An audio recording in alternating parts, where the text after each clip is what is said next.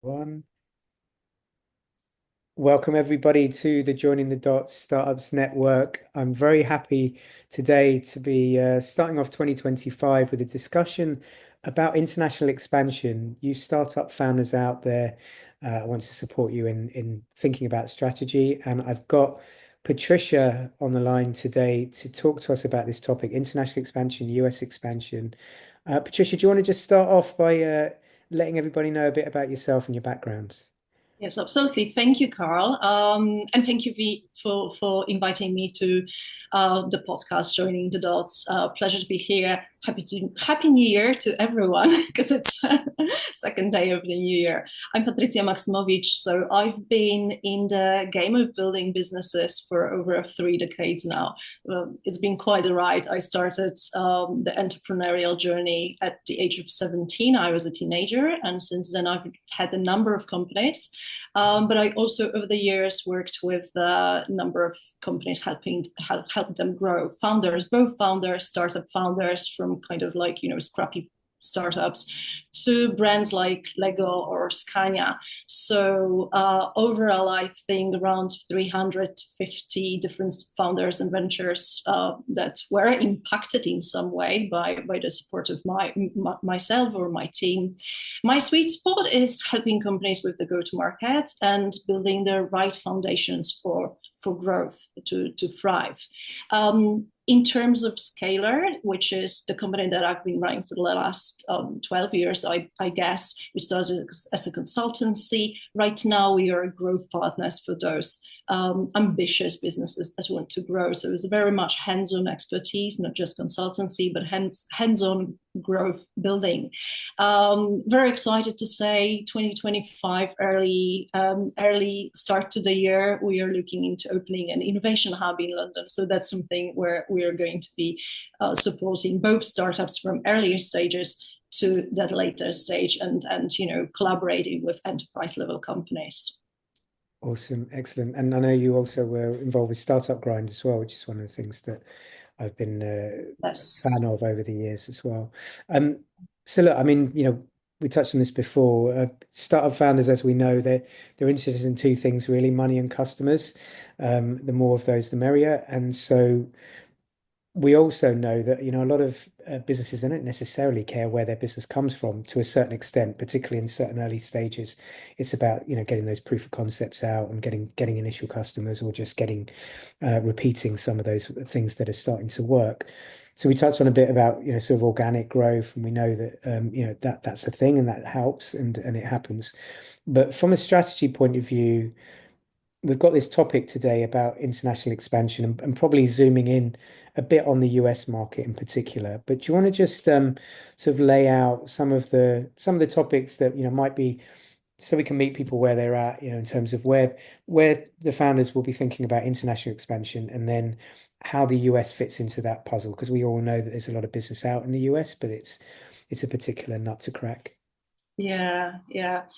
Um, Absolutely. I mean, it's on a daily basis when I meet founders who talk about expanding. I think, nowadays with everything online, every business becomes a global business. But obviously, with certain markets, you have to be more strategic. Overall, with any expansion, whether it's international, whether it's expanding to a specific country, and I've dealt with companies expanding into the UK as well. Very often they see UK as a springboard for the US expansion or for the global expansion. Although I would say the US is that kind of a springboard for the global expansion. There they have to answer themselves a couple of questions, or a set of questions. Actually, it's not just a couple. I'll mention a couple of those, um, to make sure that they are ready for an expansion, whether it's into the UK or from the UK into the US. And I think the very first question is, have you already are you established in that domestic market? What makes your target market unique? Whether you're able to sell your solution there, and what kind of hurdles you might face in the market you're expanding to.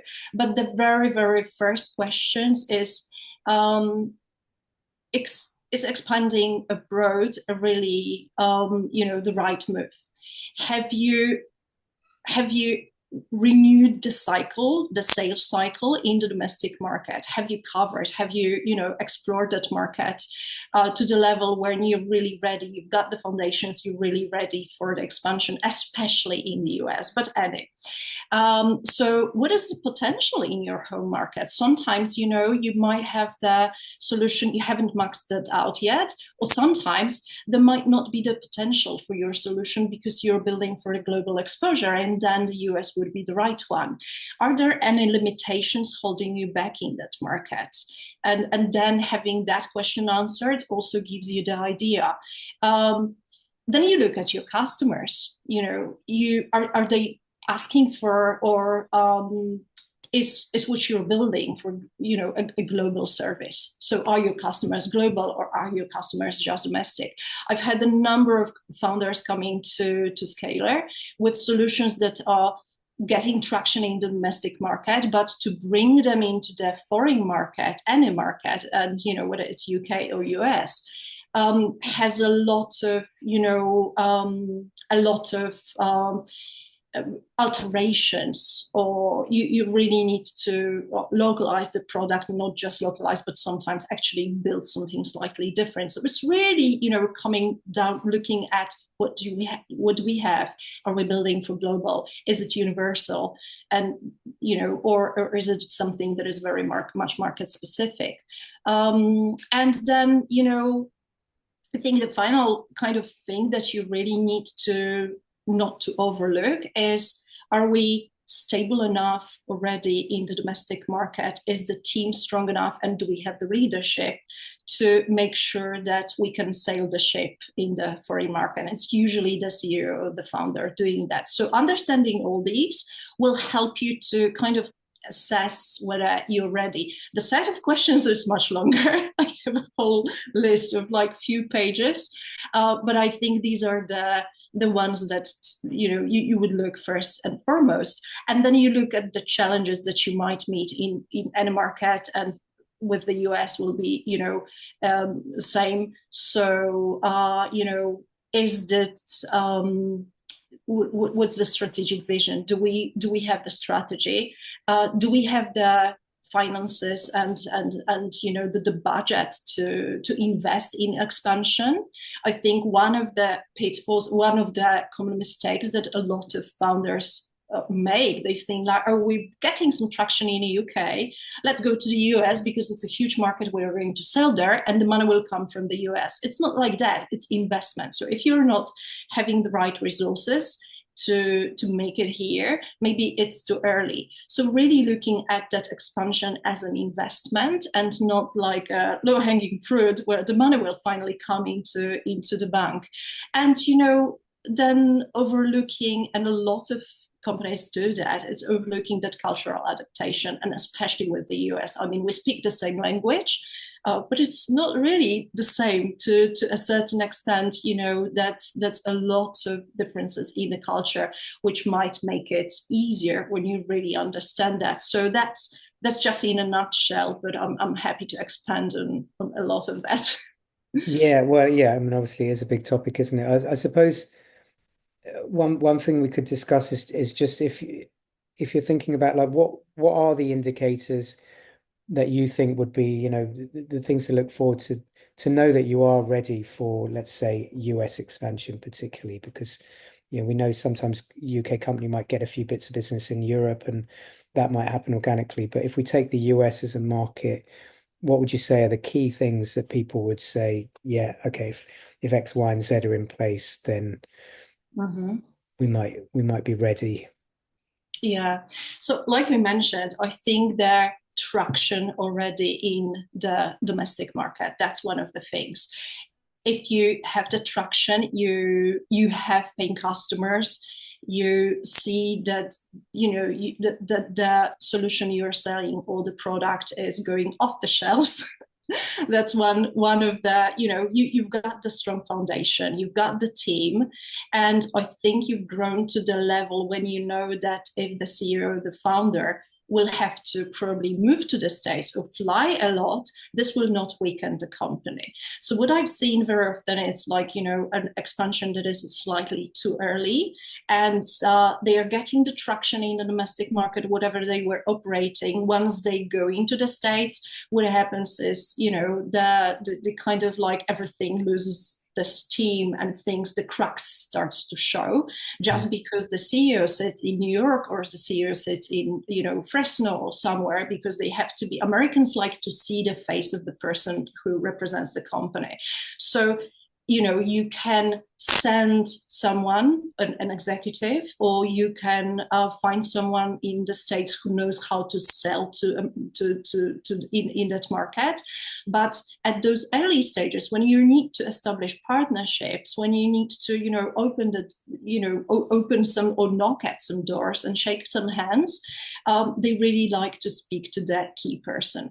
So I think this is the first question is like, are we strong enough? Are we at the right moment where the founder will be flying a lot, or the founder will be there? And that ties into the budget, because obviously, like, if I had to think about moving to New York tomorrow or in a few months, it's, I need to be ready also financially to do that, because that kind of affects the budget. So I think, are we ready?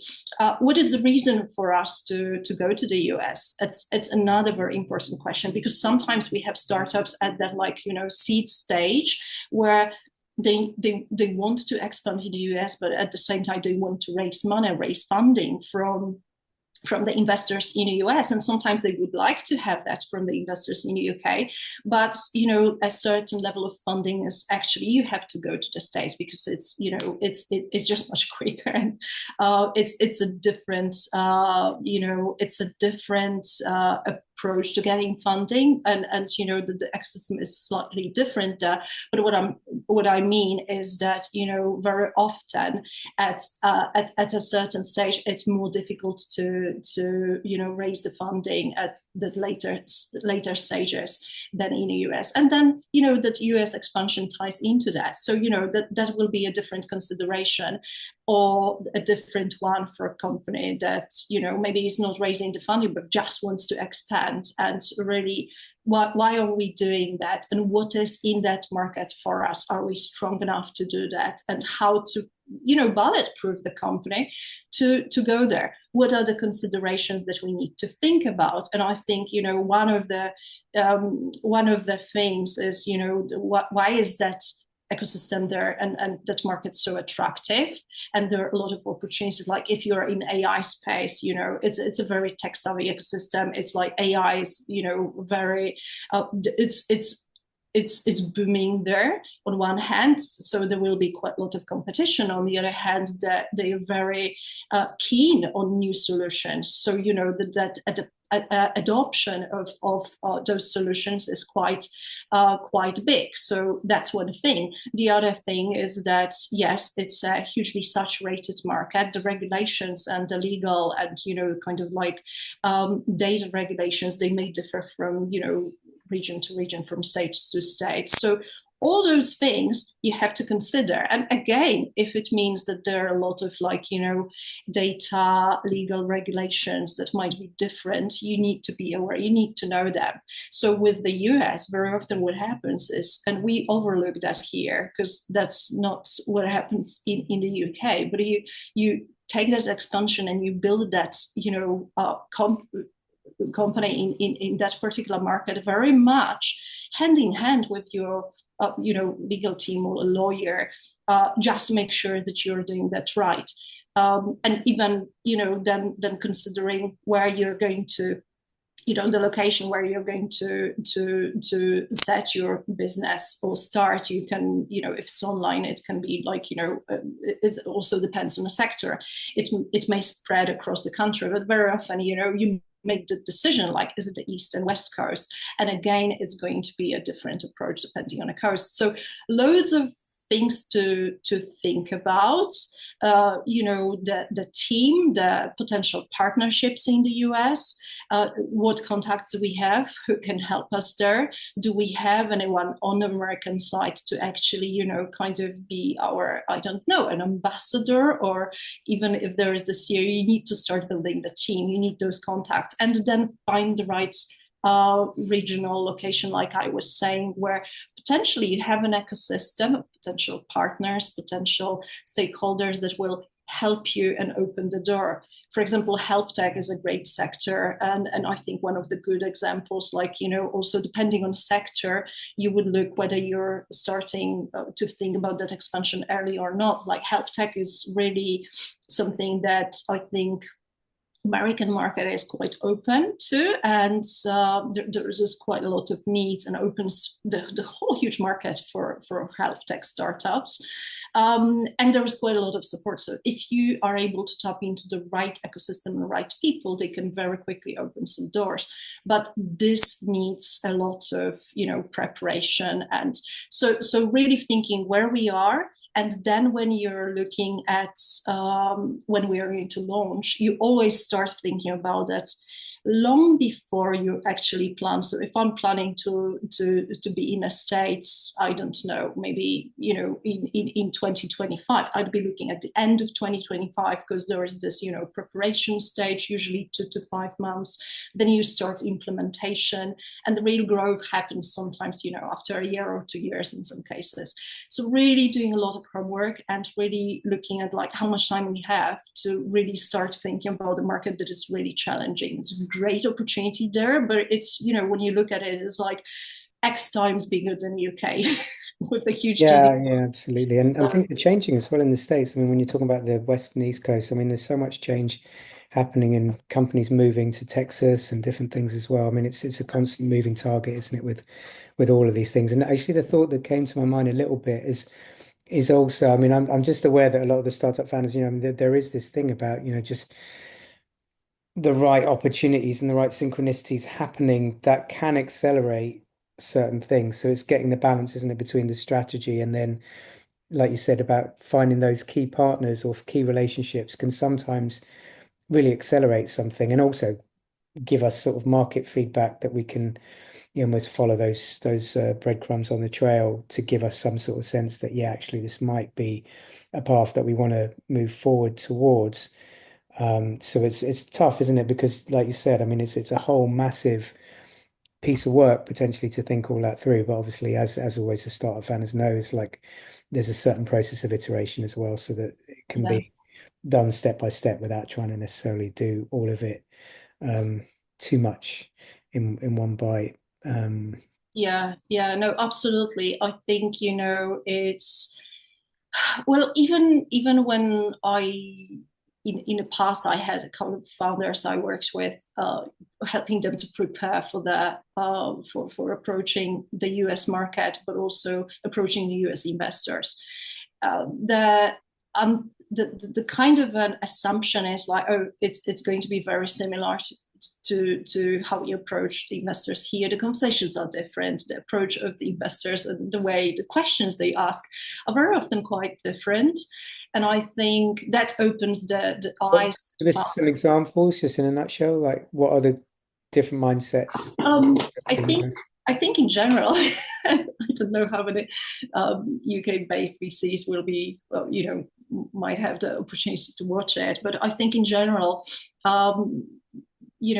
what we see here is a more conservative approach. Americans are maybe more dynamic. They will ask you snappy questions from the beginning, from the get-go, and if they don't see the potential, they will just cut the conversation very short. So it's kind of like you have to bring your A game into the field to and really be already quite of streetwise in a way as a founder, to really be ready for those, like it's like in the Dragon's Den, or like like in the arena where you really need to know how to answer, how to fight.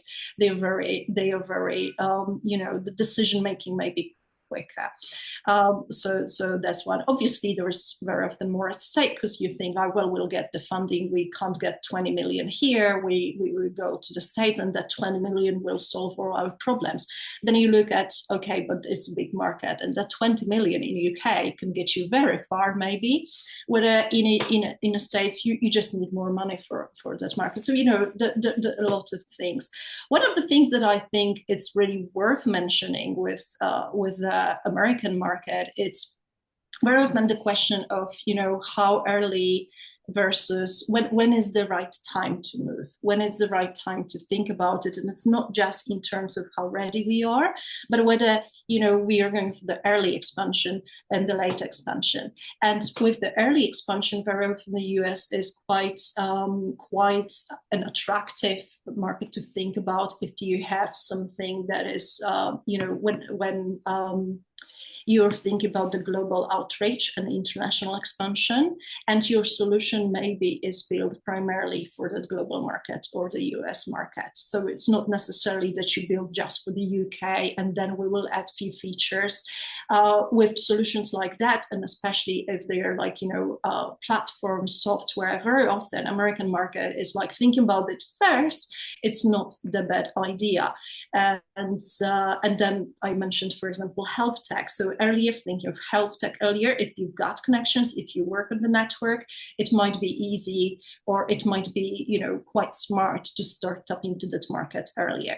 Now, with the late expansion, and, sometimes waiting can be smart if you're not ready to split the folks within the company. So waiting a bit, but then late expansion, you have to really think of when is the right time for me to move. We're strong enough, but and fight in a saturated market. And at the same time, if you're building something that is already might exist, but you want to tap into the American market, you already know that there is some competition. When it's not too late for that competitors to actually kind of like eat your lunch there. So you really need to think of when is the right timing, when we are strong enough, when we've got the right team, and then then expanding. But sometimes it's not a mistake to think about American market actually at the early stages, depending on what you have and what you can offer. So that's one of the points to kind of make, like really looking at the timing, which is key. Yeah, I get it. I know you're running an event in January, so if people are watching this when it's been published, we'll put a link in the description below. But do you want to just highlight a bit about the event in terms of what people could expect if they were to be interested in that topic and finding out a bit more about how you can help? Yeah, absolutely. So we do have an event with Wilson Sonsini, who are they're London-based, but they originate from San Francisco, so from Silicon Valley, a legal firm, I think one of the biggest, and have they helped a lot of startups in the US, but also a lot of European and UK startups to tap into the UK market on that legal regulatory side. So we're running kind of an exclusive dinner for founders who are ready to expand in the US. With one of the experts on Wilson Sonsini part, just having a conversation and answering some of the questions, but also covering some of the key topics and considerations on their side that are really important for the founders, and they might not know about those things even like to consider. So that's going to be towards the end of the month. I'll share the link with you, and founders are really welcome to apply. We do it on the kind of apply basis and approval only, considering different factors, whether they are ready to join the conversation and to think about the expansion. So that's the first kind of a filter. Basically looking at companies with that, around 1 million revenue already here in the UK. That means that they would potentially be ready, but they don't need to be ready. Now we're looking at companies like that could be ready within 6 to 12 months, because that's the time when that preparation takes time. So even if you think like, well, we're thinking about expanding in the US towards the end of the year, that might be the right time to start thinking and looking at, okay, so how to prepare, because that preparation, it's not gonna take 1 week. So that's one of the things. And yeah, we have still quite a lot of spaces available, because we are still filtering through the applications. And founders, it doesn't cost anything. They're very welcome to join and learn, and whether they will decide they are ready or not, that's the next point.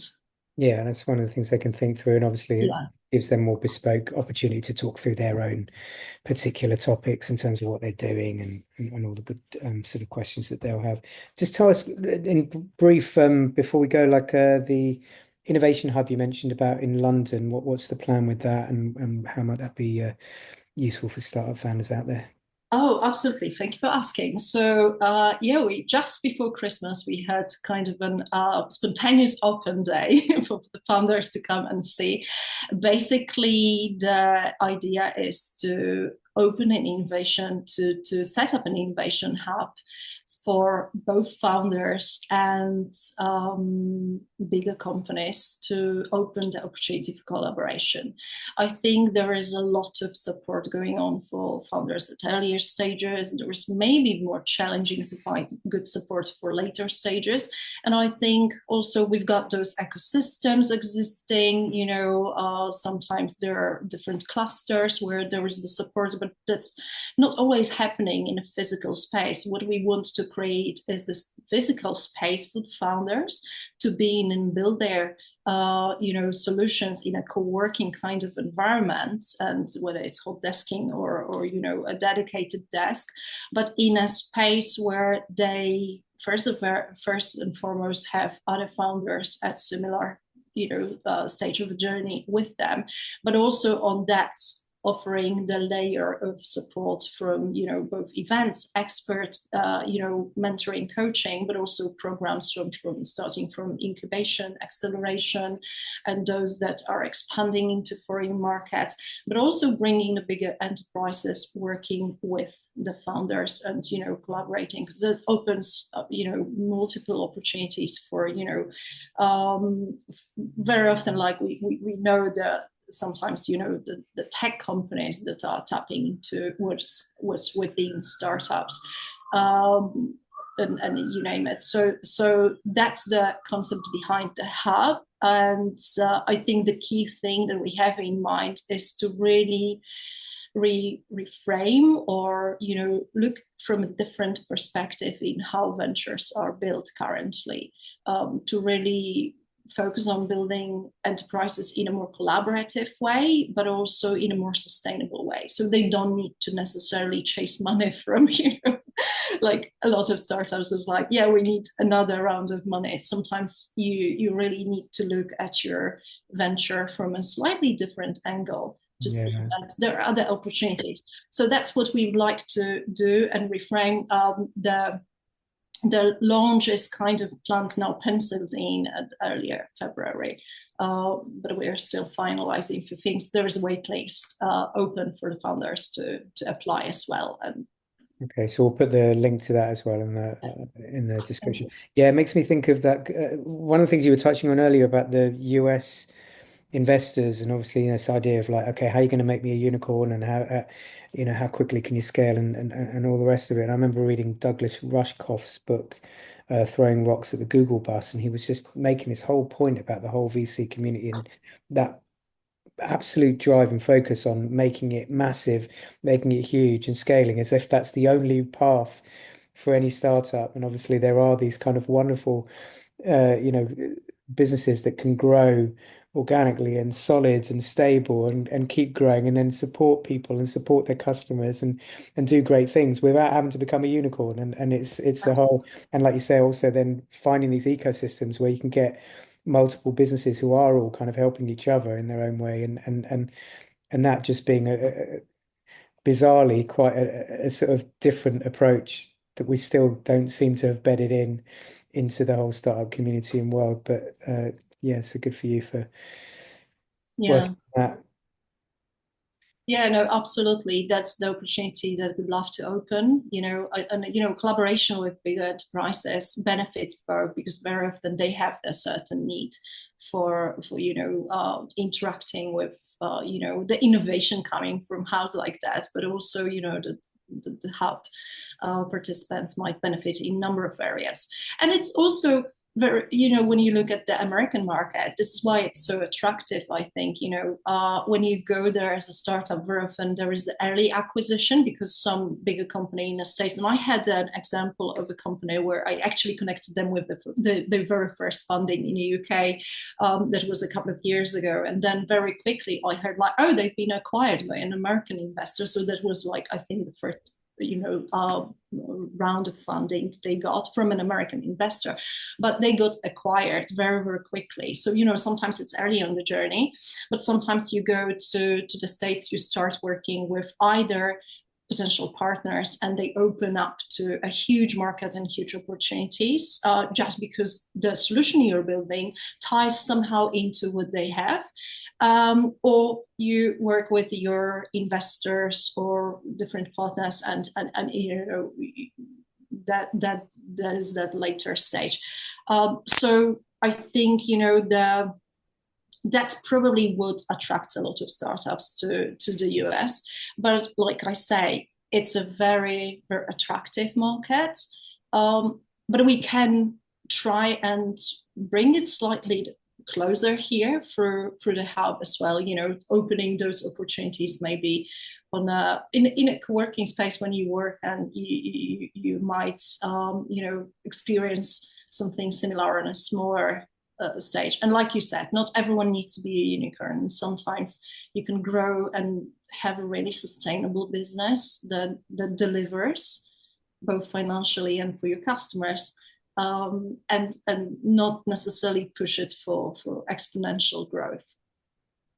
All right. Well, I think that's a perfect moment to draw this video to a close. And Patricia, thank you so much for that. That's been, we've covered quite a lot of territory there for particularly US expansion, but also I'm very interested in the last bits you were talking about in terms of how startups can find practical ways to just, keep moving forward and doing it and explore some of these different ways of community in the startup world, which I think is definitely ripe for change as well. So we'll post all the links to everything you're up to. Thanks again, and to all the startup founders out there, wishing you all power and success in 2025 and beyond. And we'll all keep in touch. Thank you. Patricia, take care. Bye. Thank you. Good. So